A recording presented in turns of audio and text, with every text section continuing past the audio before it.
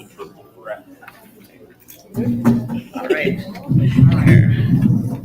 Good evening. Good evening. You're all learning. We'll try it one more time. Good evening. Good evening. Excellent. Thank you all for coming out tonight. Welcome as always. The library is glad to be a partner with the Great Stone Viaduct Society to bring this series, and we're always so happy to see everybody come out to these programs. So again, thank you for coming tonight. Our first three programs, we had almost 250 people here in the auditorium. We have 246.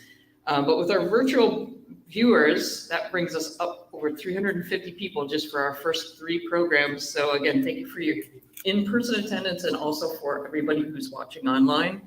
Thank you for watching.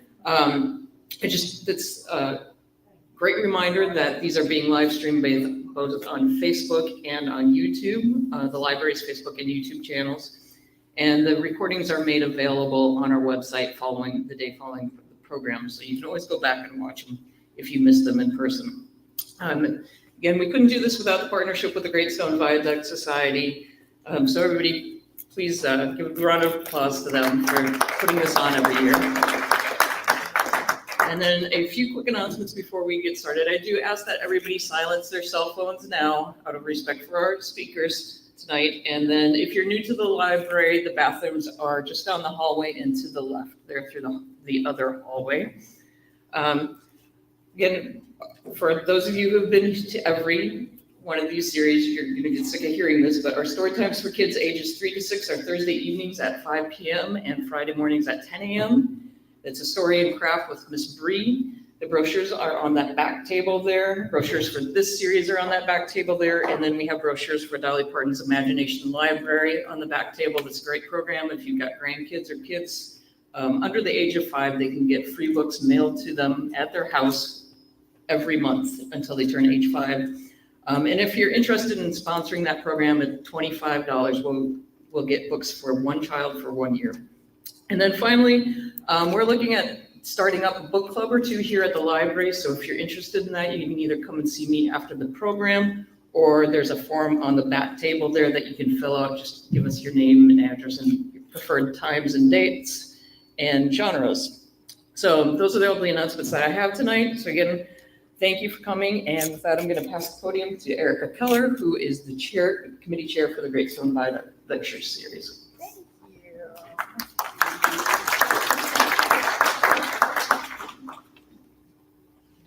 About the same height as the microphone.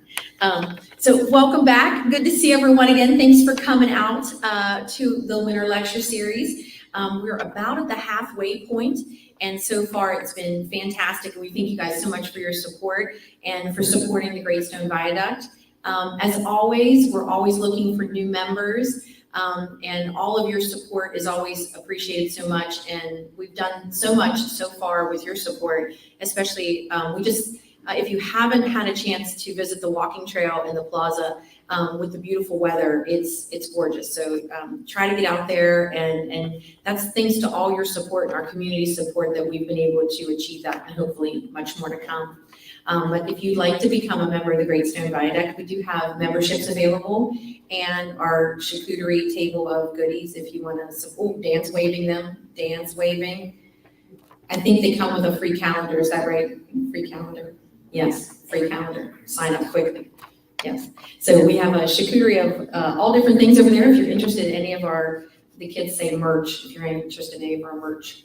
Hats and Crocs, coffee mugs and charcuterie boards and bottle openers are some of our newest items. So thank you guys so much for coming out. We do have 4 more lectures. I just wanted to mention, if any of you haven't picked up the brochure, if you're unsure of what we got coming up, next week we have Belmont County Dangerfield Newbie from John Brown's Raid to his Fight for Freedom, presented by archivist John Eric Gillott, and he'll be here next week with us. And so a lot more coming up in our lecture series. So thank you so much for your support. Thank you for coming out. And now I'd like to introduce some very special people to talk about the newest edition that we have in Bellaire, which as a teacher is to me such a great opportunity for so many of our future students in the Valley, and it opens up so many opportunities So I'm so excited this is here for us, and I'd like to introduce architect Wendy Scatterday,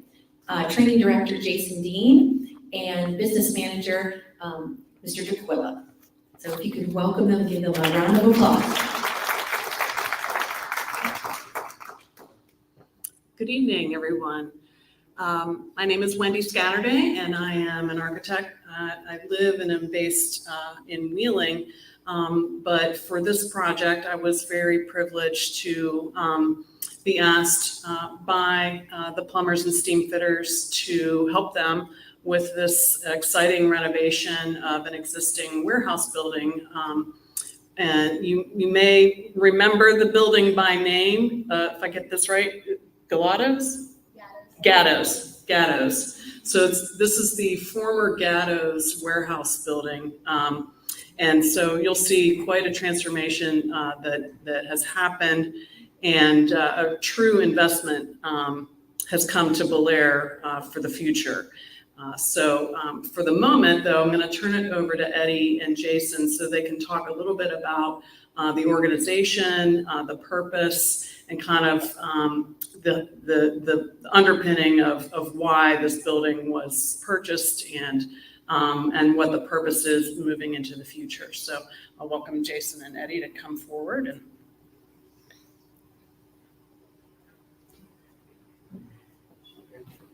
you can use the buttons to.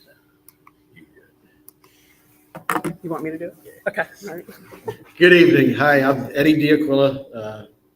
I am the business manager of Plumbers and Steamfitters, Local 83 in Wheeling, West Virginia. More importantly, I'm a Bellaire boy. I grew up on 214. My old neighbors right back there, Mrs. Stoltz. We had a lot of fun up on the ridge, but yes, we have brought this training center to Bellaire.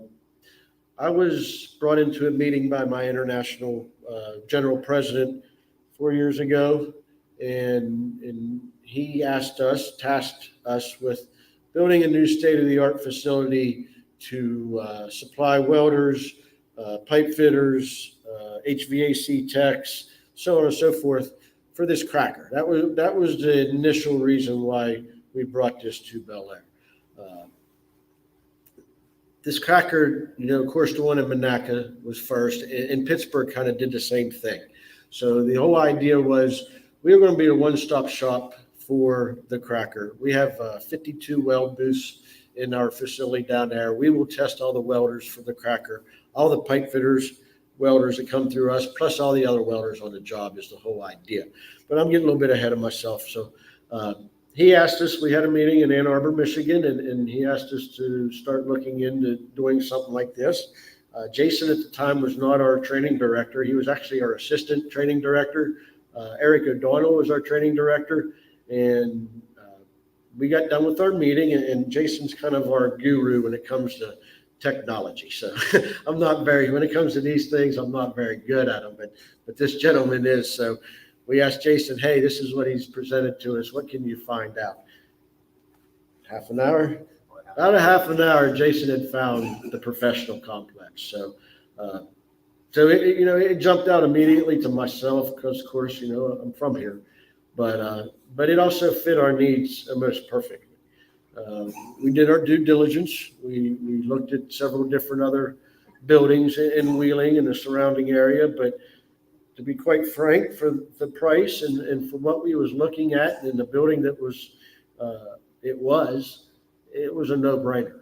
So we did, end up buying that building from the Lancione family. They were very, very easy and very good to work with. We had a lot to do. We had a lot of work to do when we acquired the building because it's been a total transformation for the most part. But that's a little bit how why we came to be here in Bellaire. What we do, as you see, we're plumbers and steamfitters. That covers a whole facet of different entities inside of our union. Plumbers, of course. Erica, her husband Petey, he's one of our members and a top-notch plumber. We cover the plumbing industry. We cover the pipe fitting industry, which relates into the welding, as you'll see in some slides here. They basically fit the pipe and get it ready for the welder to weld. Of course, we have welders, and then we have HVAC techs, we have instrumentation techs. So I could go on and on. Jason, he's our training guru. I handle the business aspects of the union on a day-to-day basis. Jason is our training director, which handles the training. So, but that was the facet or why we came to be here in Bellaire. As you can see, I think Wendy just had it up. We were chartered in 1912. So yes, there we go. 1912, May of 1912, we were chartered as a local union in the United Association. So we've been here for quite a few years in the Ohio Valley, but our jurisdiction, I guess I should talk on that a little bit. We cover a certain jurisdiction. All the local unions around here do. So on the West Virginia side, we cover Ohio County, Wetzel County, half of Brooke, Marshall, and that's it. And on the Ohio side, we cover Belmont County in its entirety, and then part of Jefferson County, and then part of Monroe County down to 78. So that's how our jurisdictional area is set up to be. So again, when this building came into our realm that we found out about it, it was a no-brainer for me to bring our entity that's in Wheeling, and has been since 1912, over into Belmont County. Specifically because A, it's part of our jurisdictional area. A lot of our members are from this side of the river. And B is because it was in such a proximity to the future cracker that's coming. It just was a no-brainer. So that's how kind of a backdrop of how we came to be to get to that building. As of today, we're almost at a $6.5 million investment into the building. We originally started out at, it's going to be a shade under $5 million. And then we got COVID and supply chain issues, and we went up. When we started, we was under budget, and we was ahead of schedule, weren't we, Wendy? And then COVID hit, and we went over budget by 30% and way past schedule. We are almost officially completed. We are waiting again on basically some door locks. It's kind of the big holdup, and a few other little small odds and ends. But once we get her structurally completed to where we feel it's completed, we will have a very large grand opening and such, and everyone will be invited. So that's kind of where we're at this minute, I guess you could say. And I'm going to turn it over to Jason here and let him give you some of the technical aspects of what we do, the training and such. Hi, thanks everybody for coming out. I know this topic's pretty interesting to me, but most people not so much, and I really appreciate it. So yeah, like Eddie said, we've been in Wheeling for over 100 years. We've had Belmont County for that entire time, and it was just time. The convenience factor with everything being located and a lot of the work coming on this side of the river, it just made sense to really put a foundation down and lock it in. Because again, we've been serving here for over 100 years.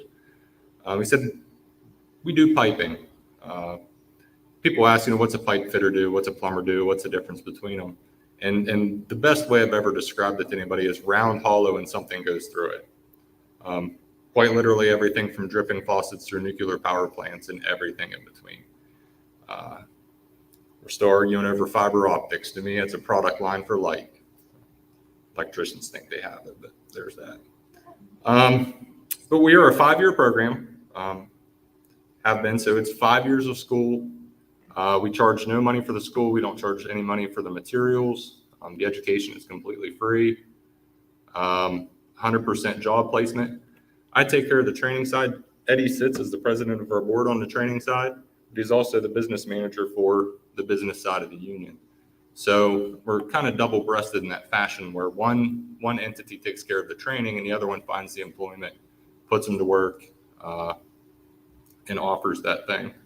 So over the course of 5 years, we do mathematics, basic mathematics, basic electricity, real heavy into the trigonometry, the pipe fitting, the layout. Everybody thinks we weld 2 pipes together, which is true. But if you took hour for hour the amount of work on any of these powerhouses, chemical plants, pipelines, whatever it may be, we almost weld nothing. If you look at it as a percentage of total labor cost, it might take 2-3 people 5 or 6 hours to get 2 pieces of pipe ready for some guy to weld it together in 2 hours. It's an interesting field, and you can't really describe what it is because it's so varied. You can take a pipe fitter from Idaho, and they don't do anything we do here. Their training department is different. They train on different things. The people that work on shipyards, building the ships, there's no level on a ship. They tend to teeter and rock a good bit. So the training techniques and the mathematical techniques and the things that they teach are completely different than what it is we do here. And from a day-to-day and a week-to-week basis, our training has to change dependent on what type of job the Valley needs. If there's, powerhouse work, they're going to put in a new powerhouse, or the giant projects that went on at the Mitchell and Longview power plants not too long ago. That's all extremely thick hot welds, a very specialized process. We'll train for that. Everything moved into the oil and gas. Everybody here, I'm sure you remember, you couldn't go anywhere or do anything without seeing a pipeline coming across your front yard. Different techniques, different training, different equipment. So we have to adapt to that. Right now, Columbus is in a boom with microchip processor plants. There's an Amazon plant going in. Intel is going to be the big one. That's what, Eddie, a $20 billion investment? It's an immediate $5 billion, but with them chip plans, once they're finishing it, they already have to start upgrading. So it'll come to a $20 billion investment when it's all said and done. And that's completely computer-controlled robotic orbital welding. A speck of dust will ruin, $1 million worth of chips. Traditionally, that's not what we do in the Valley. We weld in chemical plants and powerhouses on gas lines. So we had to adapt. We have to move that training. And this building gives us the ability to do that. It has the space and the ability to ramp up our training, to be able to shift gears, to be able to provide a better service to both our students and to the Valley. Like Eddie said, the Cracker Project was the reason that building went in, just to get ahead of the curve, because you're going to look at thousands of employees. We're going to need hundreds and hundreds and hundreds of students. And you have to have somewhere to train them. And we didn't really have the capabilities to train en masse like that in Wheeling. Okay, talked about the Lancione building. That whole area, I did a little bit of research when we were doing it. What a crazy, and I'm sure everybody from the viaduct is familiar, but I could be wrong. I guess that was the Bellaire nail plant. Was originally a foundry in the 1800s, and I read that it was built, opened for 6 weeks, and burned itself to the ground, at which point they rebuilt the entire facility and operated it for about 100 years. And then it was a RCA distribution warehouse. And then after that, the professional LLC bought it and went through, Lancione's, BW3 headquarters was in there, Burger King's, Gatto Foods, Hughes Office Supply. I think there was You missed one. When I was going to grade school at St. John's, it was the donkey field. So they'd walk us down from St. John's grade school. We played kickball behind there in the old baseball field. So I remember as a kid sitting on the back steps, which of course are steel now, but they were concrete then, and sitting there playing kickball. We was in, I don't know, 5th, 6th grade, 4th, 5th, 6th grade. So it's been a variety of different things. But I guess my take on all that is, I love this valley, and I'd like to see it prosper. And nothing pains me more than seeing, the beautiful, the architecture and the history and just fall apart and, get dilapidated and get thrown by the wayside. And I think it was a wonderful opportunity to save a wonderful building. Wasn't so wonderful when we picked it up, but Wendy's got it whipped around into shape, and it really is, as far as training centers and educational areas go, it's a jewel. I love it a lot, and I love the fact that after all that history and all the things that are there, it's not just an empty trucking warehouse. it's turning back into a part of the community. There are students there. Like Eddie said, we're not completely fully up and running. We're holding classes. You'll see if you drive past there, parking lot completely full. We're holding meetings, children's Christmas parties. It's been a real blessing for us, and hopefully in the future it becomes a real blessing for all the Ohio Valley, but Bellaire and Belmont County particularly. I'm sure Wendy will touch on it, but when we bought the building, there was some work to do, but it was a structurally sound building. Oh, it's a good building.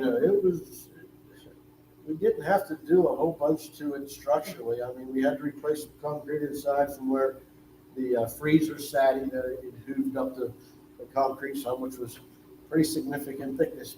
But for the most part, I mean, it was a sound structural building, and it still is. We just built around what we had, and like I said, I'm sure Wendy will talk to them aspects a lot more than I can. But yeah, I guess we should say there's 52 weld booths we have in that building right now. Mm-hmm. We have an indoor rigging structure where we can do, indoor EPRI rigging classes, which is a cert that you have to get on these major construction projects anymore. That they've turned it into, and Jason can touch on a lot better than I can, but they turned it into basically a unified, same technical cert. Yeah, it's the Electrical Power Research Institute. They have a couple different certifications, but it's required for all nuclear power facilities. You can't really drop things off of cranes in those. Bad things occur. So it is the strictest and the most heavily regulated rigging certification. And you think a lot of times, you're picking something up with a crane, you put some straps on it, and you swing it over here, and it's fine. That is not so much the case. You have to be very careful. You have to do a lot of mathematics. You have to have a lot of certifications to correctly, properly do that. Like Eddie said, yeah, I mean, we have an indoor module where we can do that. Rain or shine, we can train for that. The 52 weld booths.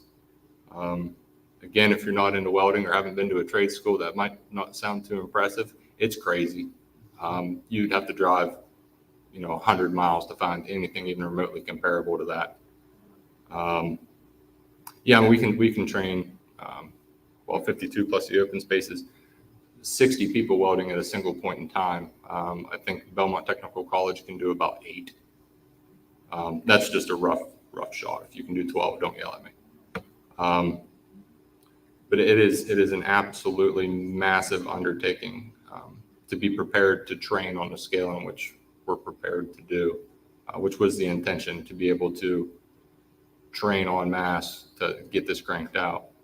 Any large project like that with the cracker coming in, you're going to need thousands of employees. Again, what we've done for the last 100 years is, if you're building something in my town, I would like the townspeople to get paid to build said structure. Local jobs for local workers is one of our big mantras. Absolutely. And if you get the phone call that says we need 1,000 people, fun fact, there's not 1,000 pipe fitters in the Ohio Valley. So we're going to have to crank some out. We're going to have to train them up. We're going to have to do it right, keep them safe, and deal with the contractors.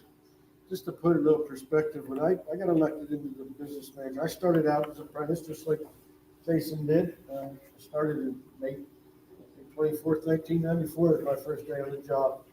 I served my apprenticeship. I was a welder. That's what I did. I traveled a lot, and I did a lot of the hot welds and stuff that he said. And then the way we were set up, it's kind of strange, but we elected a person out in the field to run the business. So I was fortunate enough to be elected, and it was a whole new realm of world for me, going in from being in the field to being the business manager of the local. But to put a perspective, when I came in 13, we was rolling into this gas and oil pretty heavy. At that point in time, we was probably 175 to 200 active members in our local. We had 850 travelers in working, because we was only 250. So we had 5 major projects going on at one time. Put that in perspective. So say we had about 1,200. Let's say we had 1,200 pipe fitters working through local 83 on both sides of the river during that time. that cracker alone, my preliminary numbers are anywhere from 1,500 to 2,000 pipe fitters alone on that project alone. And that's not counting all this other gas and oil work that's going on, all this commercial work that's going on with in Wheeling and on this side of the river.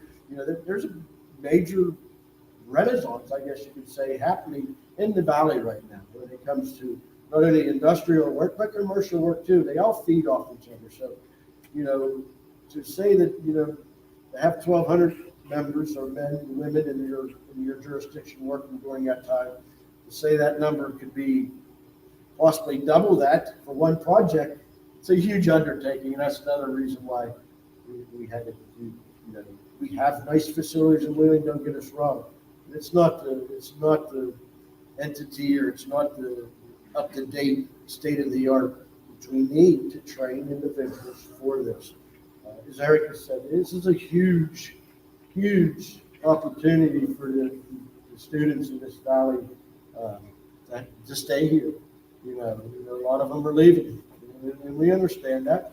I was one of them in 1988 when I graduated. I tried the college deal, and it just wasn't for me. I was all right at it. I got good grades, but it just wasn't what I wanted to do. And I come home, and I moved to Columbus for a little while and worked up there. And then I worked on tree farms, Wiersbecky tree farms. And Teddy Wiersbecky was a welder out of Local 83. And he said, "Hey, Eddie, they're giving me an apprenticeship test." And I went down and I tested, and I was fortunate enough to get in.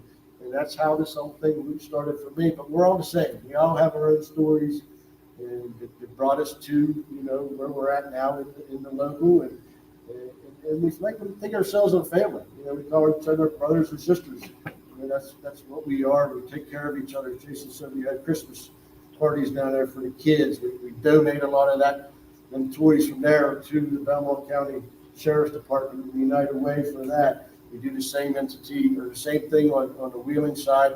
We donate $2,000 a year to the High County Sheriffs for the Cops and Kids program. So, we're highly active. We try to be, and that's one of the things when I got in, I wanted to be more active in our communities, because this is the people that we're drawing into our local to take care of your buildings, to build your, facilities to attract people here. So it's a little bit, behind, what we do, I guess you could say. And I guess you could say, as Wendy touched on, we are two separate entities. The WJAC, as you've seen, the Wheeling Joint Apprenticeship Committee, that is a facet of Plumbers and Steamfitters Local 83. But we are two separate entities. Jason runs the training and all that on the WJAC. Yes, I do serve as the secretary. Mike Carnell's still president until he retires, and I'm sure I'll have to take that over. But yeah. Tell Mike he's not allowed to retire. Yeah, he's not out tired. Jimmy, tell Mike he can't retire. But yes, that's what, we are two separate entities, but we serve a purpose together, to turn out, top-notch plumbers and steamfitters, HVAC techs, instrumentation techs, you name it, men and women in this valley to serve the needs of the community. Okay, Great. great, thank you. Thank you. Well, I thought it was important for Jason and Eddie to explain the who and the why. And as an architect, I'm privileged in that when a client reaches out to say, "Hey, we need to do something. We need, we have a project. We need to accomplish something." So to be asked to be involved and to serve a client, that's what an architect does. And so whatever the purpose is, whatever the goals are, those are set, by the client, and my job is to help that come to fruition, whether that's a brand new building, whether it's a historic building or a renovation, anywhere in that spectrum. Being an architect is a service profession. So again, just a public thank you to WJAC and the Plumbers and Steamfitters for inviting me to be a part of your really outstanding project to take the community, take the valley into the future. And the other interesting thing as we ebbed and flowed over the time. We did start in the planning process prior to COVID, and then that began to happen. And so we were, some of our meetings that we actually did remotely, and kind of soldiered through and did all the things that we needed to do to be safe, to keep the progress going. And there really were times when there was some uncertainty. And so for me, it was really interesting that to hear the organization locally, but also nationally, that there was their true commitment to this facility, regardless of what else may or may not happen beyond their control in terms of other building projects and all kinds of factors and things like that. There was a point in time when there was kind of a threshold of decision, which is, what, we're going to do this project no matter what else does or doesn't happen. And even if this or that, and even if that they really saw the need for bringing up young folks and up through the program for skilled trades for the future, no matter what the future might hold. The idea of continuing their longstanding history of doing just that over 100 years of training and equipping, and sending folks out into the community. It's just critical. And so in all the trades, bringing up folks and learning from young and old, sharing that experience. As an architect, I'm really in awe of all the tradespeople that are on any of the construction projects that I'm involved with. If you don't know anything about construction or the design process or how we work with clients, and it is truly a team effort. And I know Jason and Eddie will attest to, you can't get anything done if you're trying to get something done like what was the goal.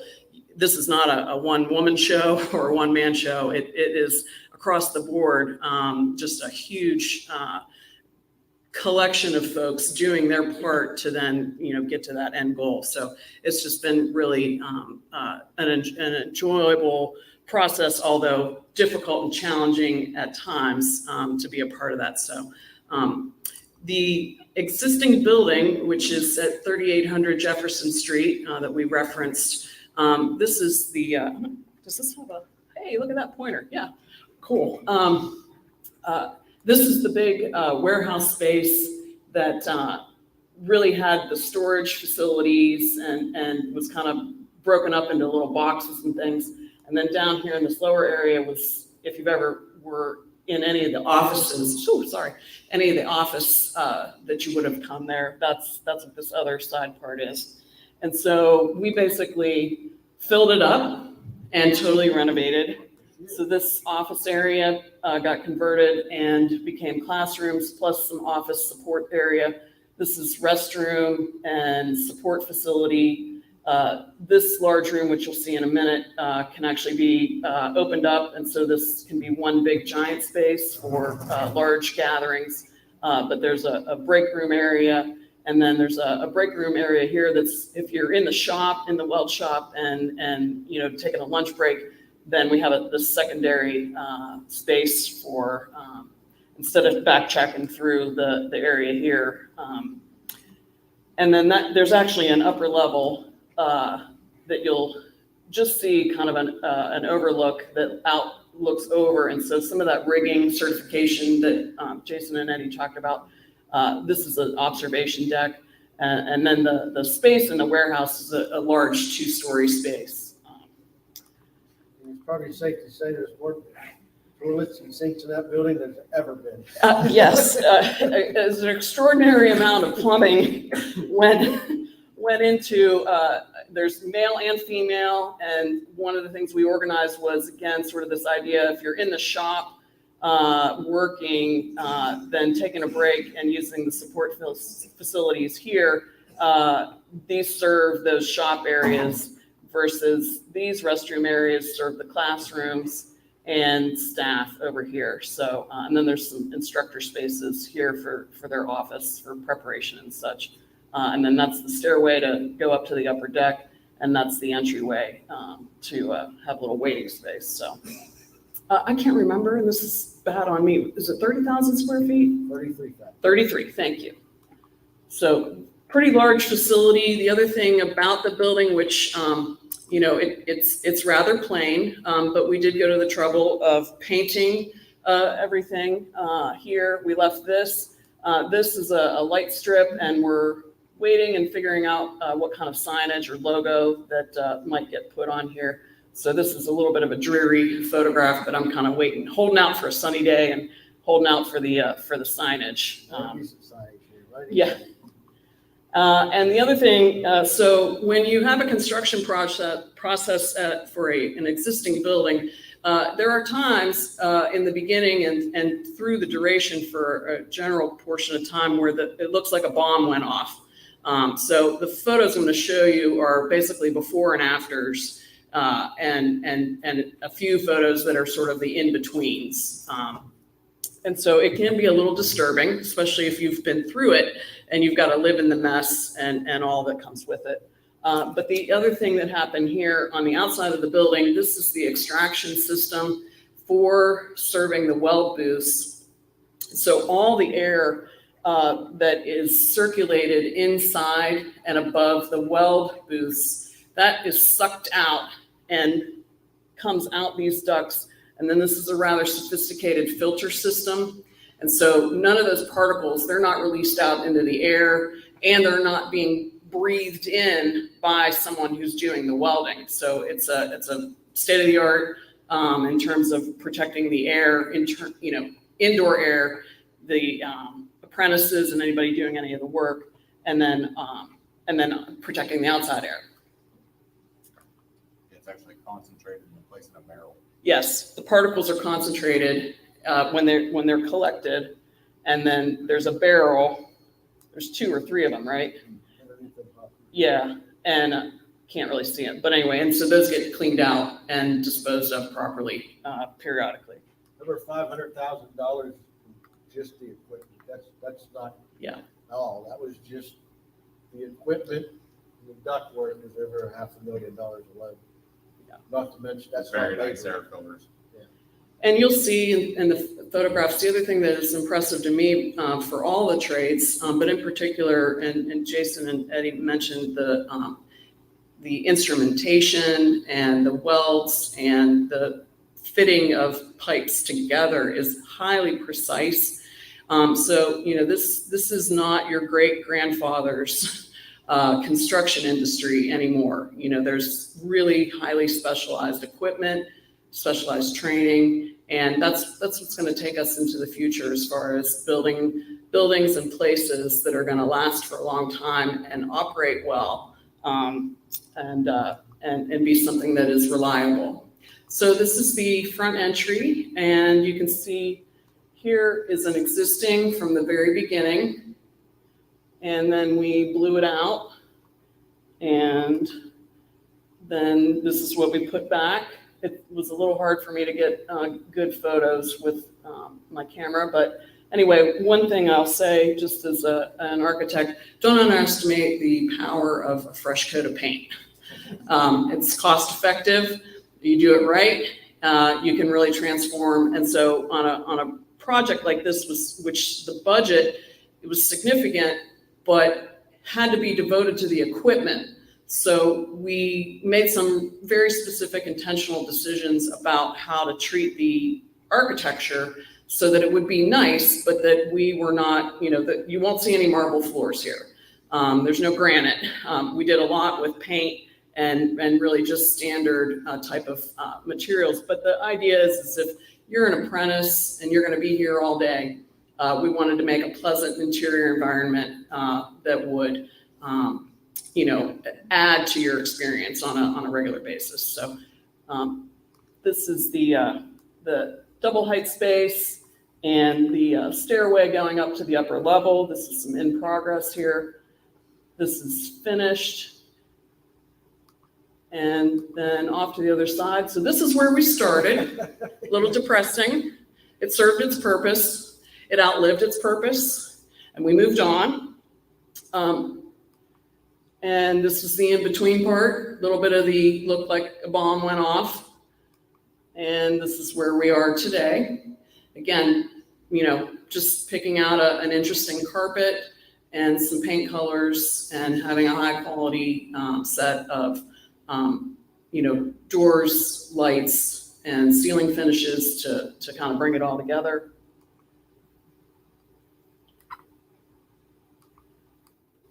So this is the bomb going off in the classroom area, which used to be the office area. Not only did we have to tear into everything above, we also had to tear into some spots at the grade level.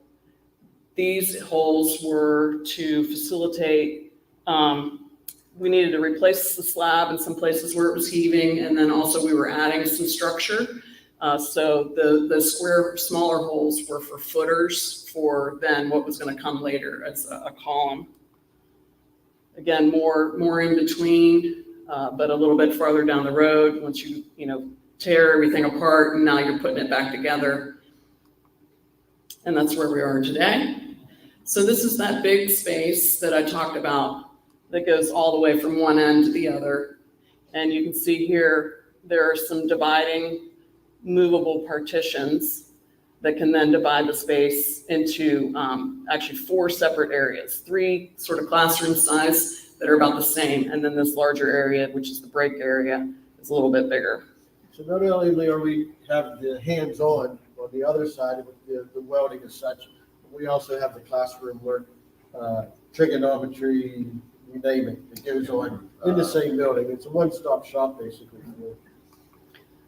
So very often the apprentices are doing, class work, and then they'll walk down the hall and around the corner and they'll do, training exercises and kind of implement what they've learned and crisscross and flip back from one to the other. And all the tables and chairs are movable. And so what happens in this space is that these get moved around, they're on wheels, they collapse, they nest together, and they can be stored away into this large storage area back here. So they can actually clear the whole room out, set it up in a different orientation, set it up in a, however it is they need to use it. And that was one of the big goals that they talk about, was the flexibility of the space. And so you can see here, this is with the walls put up into place and the more intimate classroom setting. And then this is the hallway outside of the classroom where the bombs went off. And that's the finished. Again, this is paint. The flooring, that's called VCT, vinyl composition tile. That's about $1.25 a square. You've seen that in schools and hospitals, and it's very common. But you can do patterns and make some interesting things happen.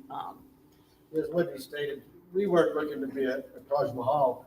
Our Taj Mahal is over in the welding booths, in the actual things we'll use to train welders. I mean, it's beautiful, don't get me wrong, but we didn't sink our budget for showmanship or to show off. Wasn't a whole bunch. Right. And I do want to commend the client publicly for letting me stretch them a little bit on the color palette. I tried to keep it, with sort of this gray and kind of black as the majority, but then tossing in, a little bit of splash of color. And I believe I requested a prism. yes, Jason did. I said, no, Jason, no. People are going to be here all day long, every day. We're not doing that. I think all of us at some point in time screamed, cried, laughed in this building as it was getting built. Yeah. And then once everything started to come together, as the architect, you kind of wait and put your helmet on a little bit and kind of like, okay, they're seeing it now all come together. Is anybody upset? They were skeptical, but now that it's coming together, and I think there was many a ribbings from me to Wendy about these colors at times, but they come together. They're growing on you. She sold it to me, yeah.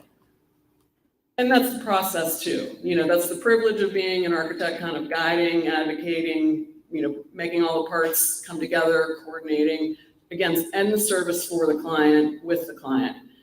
It's a team approach all the way around. And that's how you get a product at the end that is useful and that everybody's excited and happy about.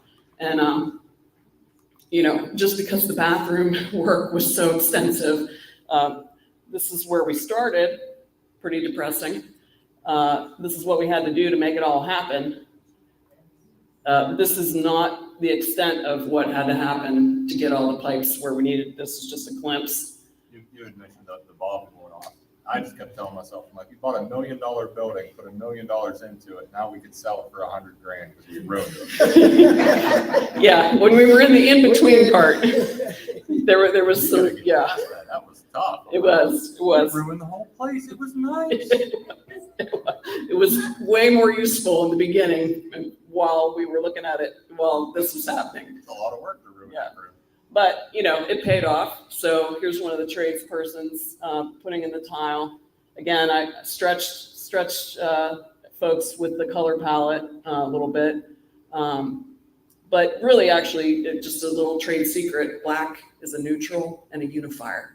So it helps bring crazy things, pulls it all together, right?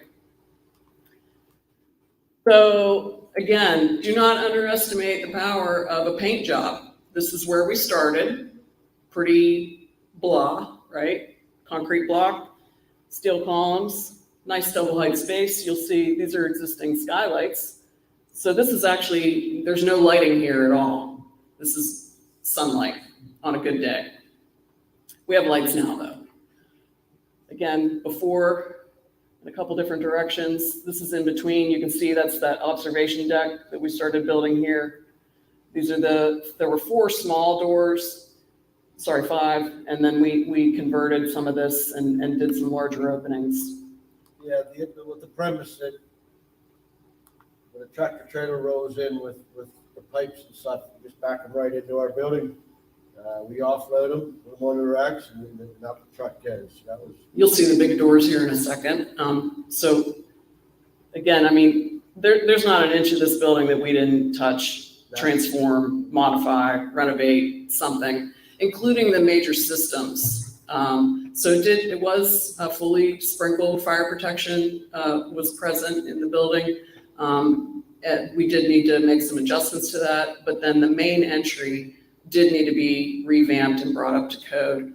And the entire building has a brand new electrical service, like real deal major gear, because if you understand anything about welding, it is a heavily devoted to a power source. So we needed to do some serious work to get that where it needed to be. So this is, the bomb went off, but now we're putting stuff back together. Again, what you see off camera here is where the concrete truck is. And this is coming off of the concrete truck, and they have at the bottom here, there's literally concrete getting poured and they're moving it around. And so that's what happened here with this pour. You can see all of that happening, and that's again, team right there. Look at all that teamwork happening, because concrete, you got to move fast, real fast, and get it where it needs to go, and then do the finishing work. But in that beginning time, it's a real sprint, and it's very messy. These are some photos from up on the observation deck. And there's our shot of the day. Look at all that paint. That's all we did. We painted the structure here, painted the walls. This is the new observation deck. Here's some new equipment. There's that rigging setup for the certification. And there's the skylights. And now we have some LED lights. And really, you guys don't run those on a sunny day. So the building is smart with the use of power, the use of the energy needed for heating and cooling. It's state of the art for all those systems. There was $1.5 million investment in just electrical. Yeah. Here's a close-up of just that observation. That rigging setup is right over here.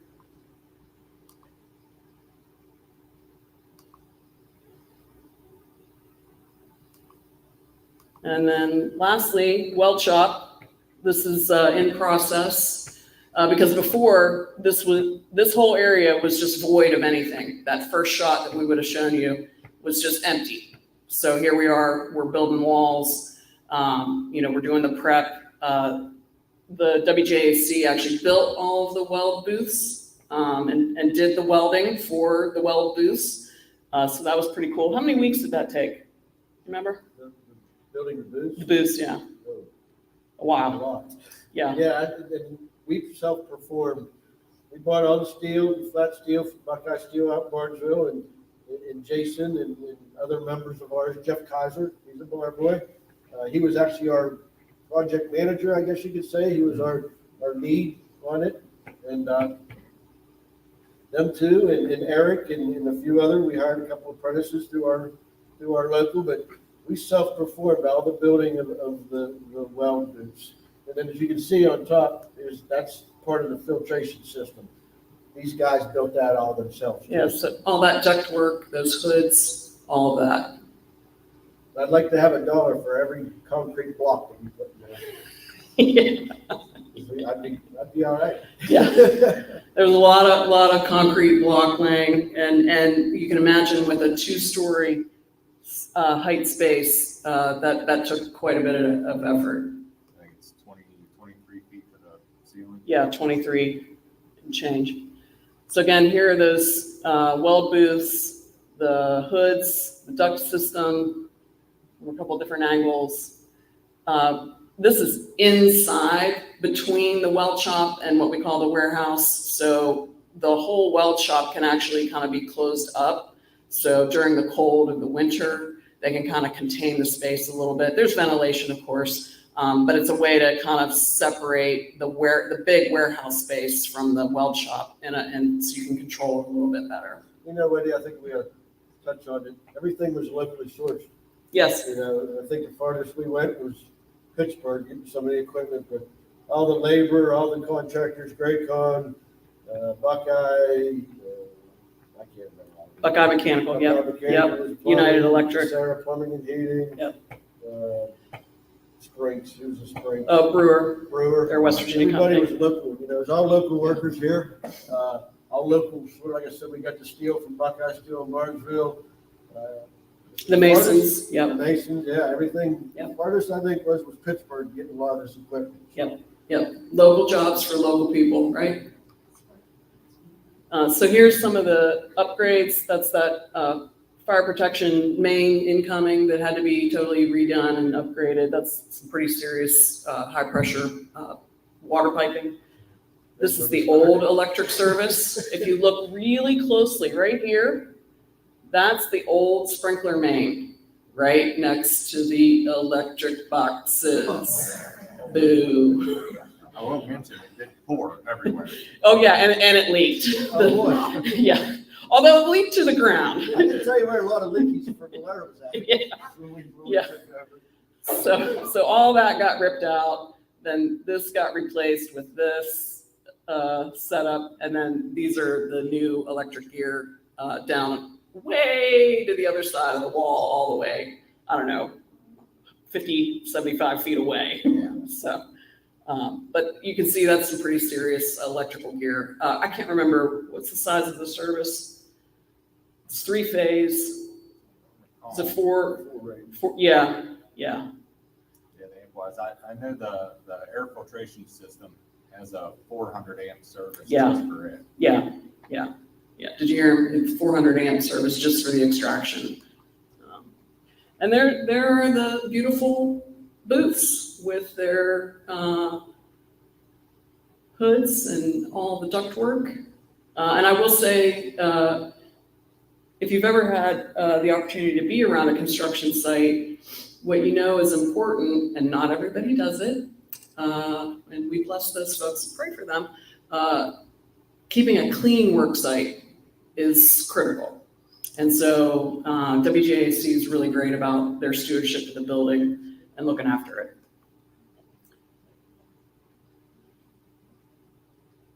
And that is all. Questions, please. Yes, sir. I got a couple questions. The first one might be a short answer. What percentage of women participate now in working Well, it's still a small percentage, but there are more now in the trades than there ever have been. But really, even in engineering and in architecture, we're still growing. And also same with minority and other demographics. So I think folks are making a real strong effort. We're a little bit limited here just on, kind of our fundamental demographics, but to the extent that folks are making efforts, that definitely is happening. You mentioned about the traffic thing 2 or 3 times, Jason did, I think. I mean, as a common citizen just reading the newspaper, it sounds like it's coming and going. Is that the way it works in the vernacular? I would let Eddie speak to that a little bit. He's more familiar. I've been involved with this cracker from day one. I mean, I knew it was going to be a game changer for the valley. I knew it was going to be a game changer for our local, for the sheer fact that we hold the highest stake of manpower on the job. I mean, a cracker is a petroleum facility, which is all full pipe. So that's what we do. So I've been involved with it from day one. I speak with PTT on a very steady basis. I can tell you, I just talked to him recently, and I'm not going to divulge any information that hasn't been divulged already. But they've always told me from day one, and I've been invited to all the meetings when they've been in town. It's a matter of when, not if. And where we're at right now is roughly it was fully funded. Let me start out. It was fully funded. It was PTT and dying when COVID hit. If COVID wouldn't have hit, ladies and gentlemen, we'd be year 3, 4 of construction right now. But COVID hit, they kind of threw a wrench and everything. Well, Dollar pulled out. So they got some more investors coming in. Basically, right now where we're at, they're roughly 80% funded. They have 2 major international investment groups looking at being the final investment piece. Bechtel is the contractor that's going to build this, same as was up in Monaco. And they are actually giving updated numbers right now to, from pre-COVID to now, with the supply chain. Heck, we got caught in the middle of it ourselves. I mean, piping tripled, electrical when we was building it quadrupled. So this is all things you had to. It's been challenging. So, but to get back to the cracker, they are giving updated numbers right now. Again, they've always said, Eddie, it's a matter of when, not if. If things go well here in the next few months, you'll see an announcement here. But it's been a matter, like I said, they've never said we're not doing it. A lot of the things you hear out there is manufactured by us, rumors. But they've been steadfast to the commitment to this valley. And hopefully here, things go well in the next few months, we'll get an announcement. It'll be a game changer. It's not, there's 2 sides of that fence, and we're not going to get into that today. But for this valley and for the construction industry and opportunities for kids coming out of school and stuff, it's definitely a game changer. Talk politics, but there's a fossil fuel debate. Have anything to do with the number of airplanes we have around? No. And if you look back to when it started under the Obama administration. So if you want to get in politics, it started under the Democrat administration, went into a Republican administration, back to a Democrat. They've already said that has nothing to do with this. Has it slowed some things up? Yeah, of course, sure. There's been 2 different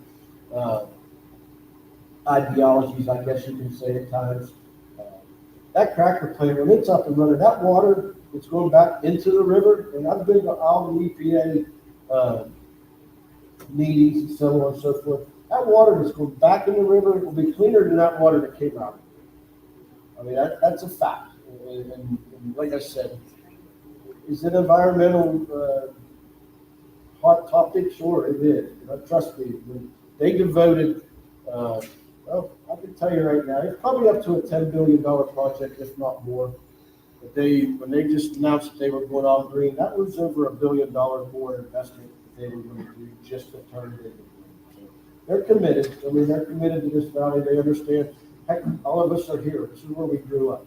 So you got us in the room with them saying, hey, this is I'm raising my kids. I'm raising kids right out in Martinsville, Ohio. All of us are raising our children here. And my mother lives right down the Shady side, and my neighbor still lives up on the hill. I'm looking out for the community at times. We've got them people around. This is not just, you're just not going to come in here and dump on us. You're going to take care of what you need to take care of, and they have. Up to this point, I have nothing bad to say for what people do. Other questions? Yes, sir. What's the path for students? We take it directly out of high school? The path for students was the question. Yeah, a lot of different paths, actually. We try to deal a lot with the high schools.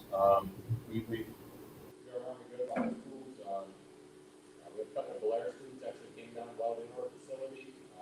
Monday this week, John Marshall sent some of their students for school. They just sent them straight.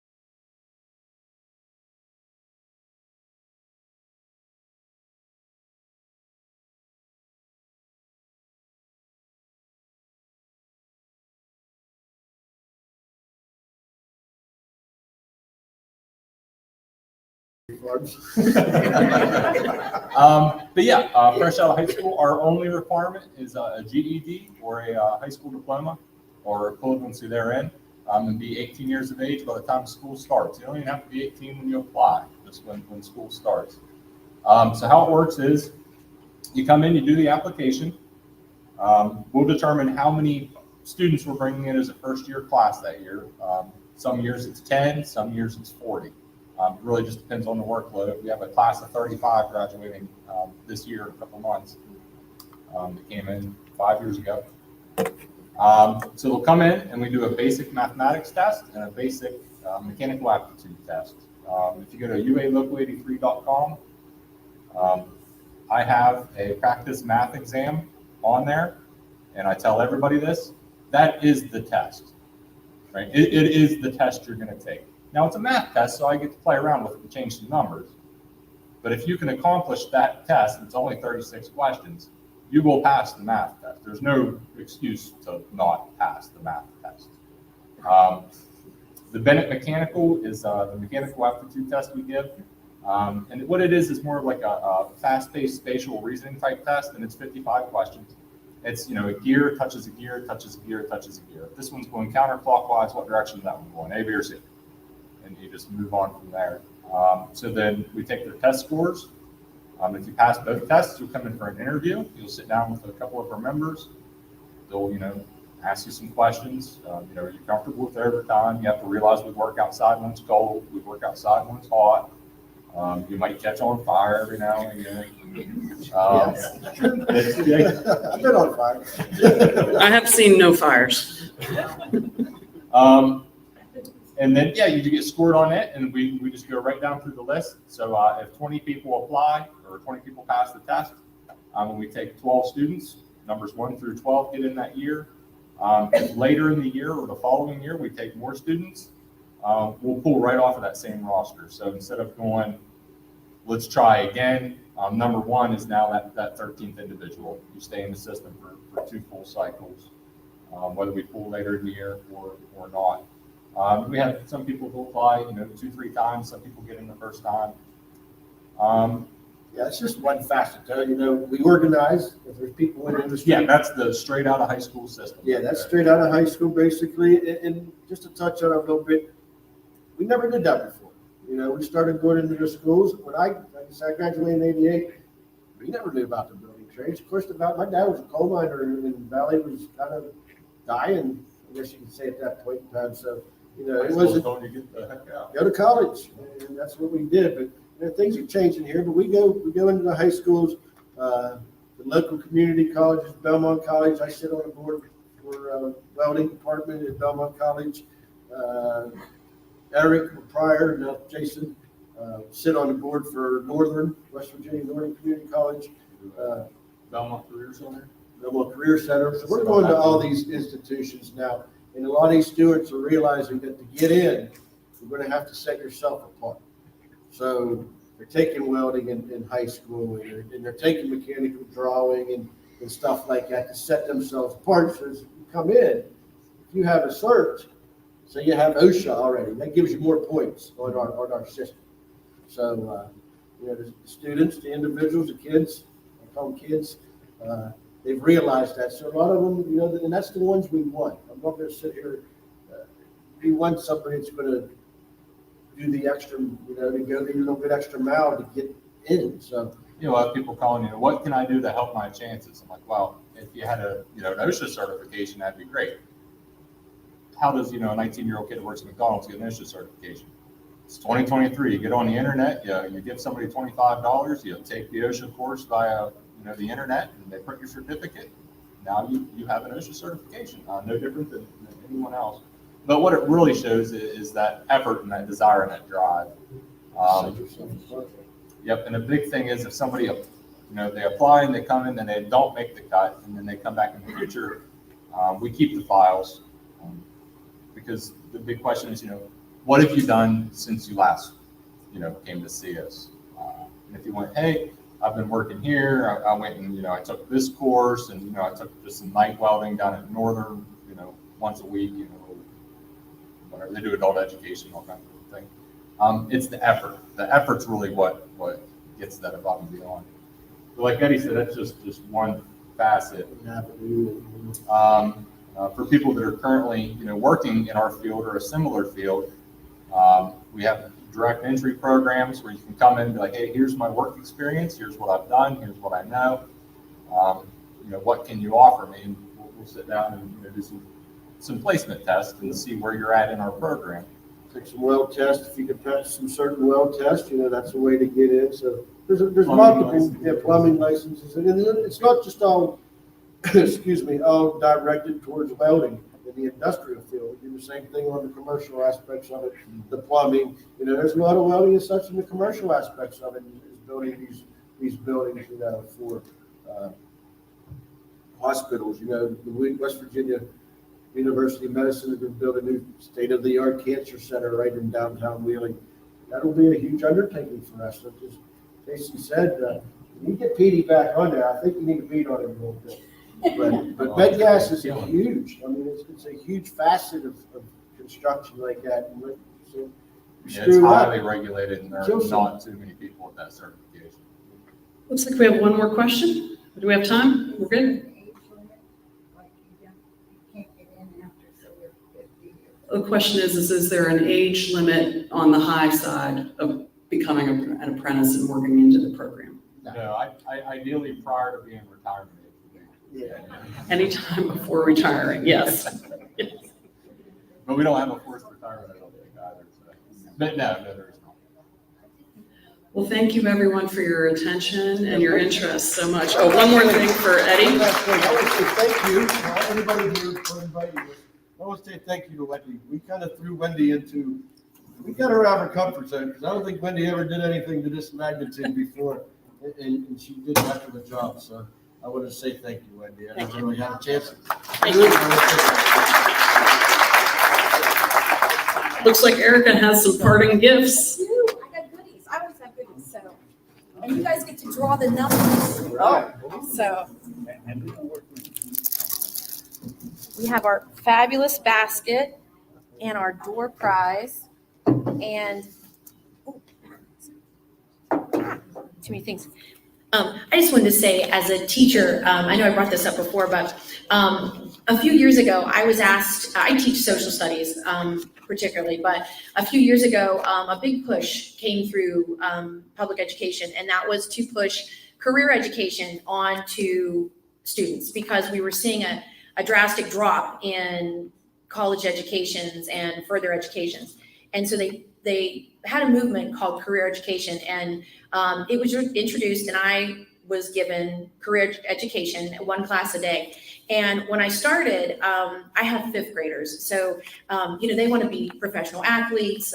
They want to drive race cars. They want to be astronauts. They want to, and it was really hard because I was kind of, I had to find my own curriculum. And everybody said, push for college, push for college, push for college, 4-year degrees, 4-year degrees.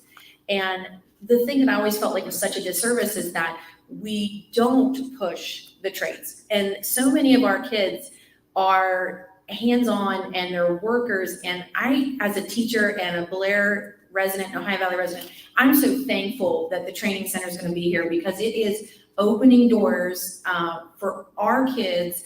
And it really is history in the making. I mean, we talk about history and the history of the viaduct, but this is monumental. This is history right here in our little town. So I just thank you guys so much for coming. Thank you so much for being here, and a huge round of applause. And thank you for bringing such a great opportunity to us here.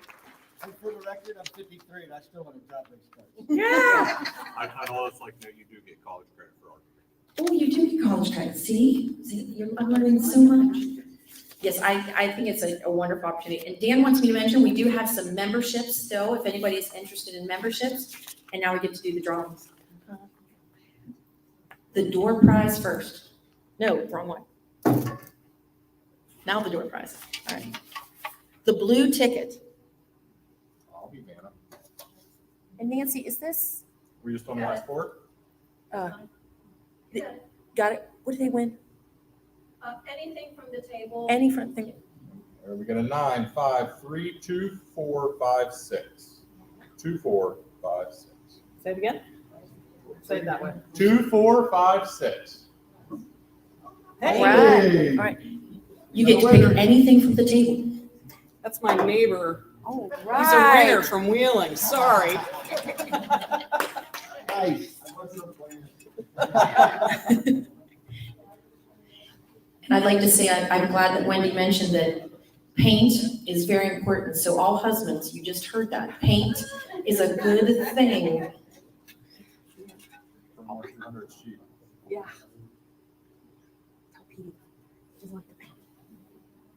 Okay, 6609791 on the white. 6609791. Okay. 6609791.